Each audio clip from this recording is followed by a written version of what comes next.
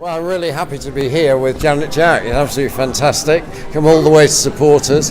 Janet's going to be joining us in our Network of Networks session a little bit later, because Janet was Finance Director for the Federation of Small Businesses, business owner herself, and now is the new Chief Executive of the International Association of Bookkeepers, one of my favourite, I'm allowed bias, but one of my favourite membership organisation, because my daughter, who's here today, she's a member, and secondly, because I thoroughly believe that bookkeepers are micro-business owners' best friends. But what I'd like to talk to you, because I don't want to duplicate what we're going to do on Networks, your kind of experiences as a business owner and working with membership organisations about this whole area of business support in Britain, particularly for micro-business owners, about it's not an easy thing to think of, start and run your own business, and people do need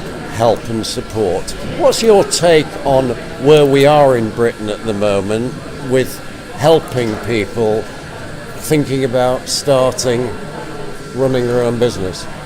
I think the first thing is that once you get that idea and then put it into progress, you kind of come unstuck because you're passionate about what you do, and then there's the other side of things of business where there's marketing and finance and all the other things that you kind of need a bit of help with as you're going along. There's quite a lot of support out there, but it's finding it, and who do you trust, who do you go to.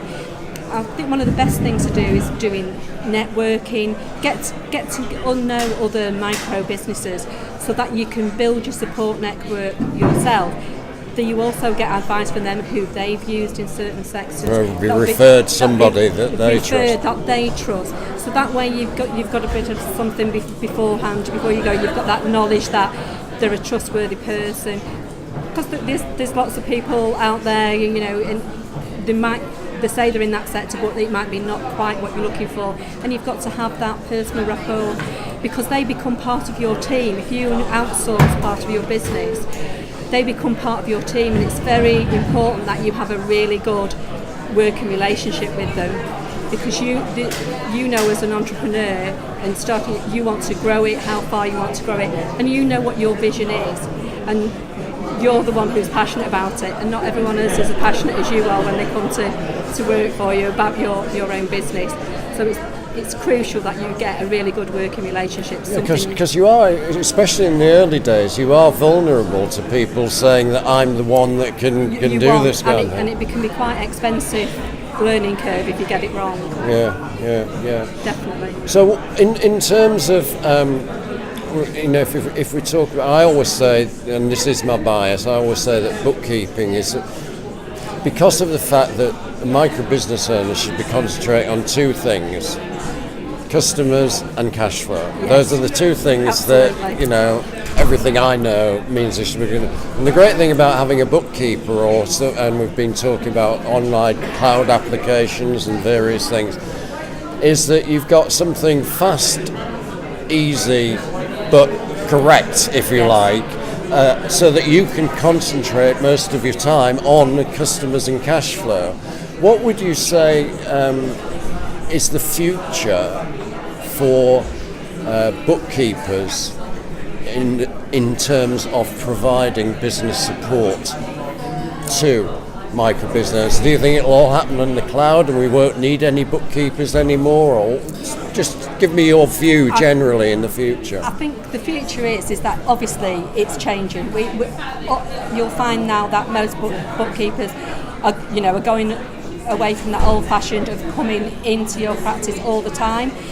You would probably go in less, but everything would be relevant on a day because you're using a cloud system. That's accurate. Tax simplification for micro businesses will come in eventually, and I definitely know that I do sit with HMRC on that. They're also going to look at quarterly reporting that will eventually come in for all businesses. They will. I believe you. I'm just eventually, not a fan of it. I'm not a fan either, but we didn't like quarterly VAT, and we've managed. And that's one thing about British businesses. we're very resilient. Whatever they throw at us, we seem to survive. We've got to be, haven't we, Ed? Yes. Resilient we are. World. Yeah. Well, and that's fine. I get that. It's just not always in the interest of the businesses No, it's that not, they and profess that's to support. and that's why it's joining organisations is very good, because you can lobby on your behalf to say you're not ready to do this, and you need to take the government need to take a slower take on how they make businesses file their tax returns, etc., and make it more straightforward. Bookkeepers can help you on that to make sure you're correct. If we do go to quarter taxing, you don't want a surprise at the end of the year where you think you've been up to date, but then when you come to do your adjustments, year-end adjustments like you would normally do, you start having problems with the revenue. That's the last thing they want. So the revenue need to get that right. And do the IAB have the ear of the government? Yes, we do. Very much so. I do sit on their panels, so I'm very much in favour of making sure they get it right. In fact, I have actually a one-to-one with the tax simplification team in a couple of weeks' time to put our members' views forward. And of course, that's one of the great advantages of business owners. What can I say? Using the membership organisations as the way of getting what we call the power of plenty, these views of all of us, if you like, into these government panels and things, so they know the reality of what we do when we're dealing with our books or the cash flow problems and various things.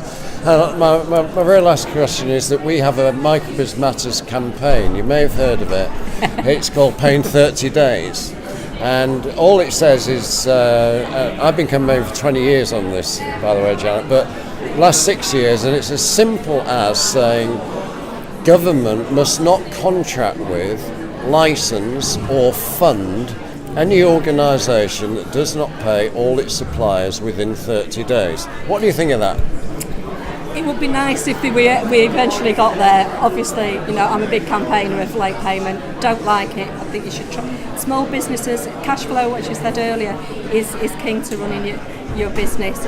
And if you do work for a larger company as a small business and they take in 60, 90 days, that can really mess your cash flow up, because you still have your bills to pay on time. Absolutely. Thank you very much for supporting Microbiz Matters Day, and we'll see you later at the Network of Networks. Thank you very much, Janet.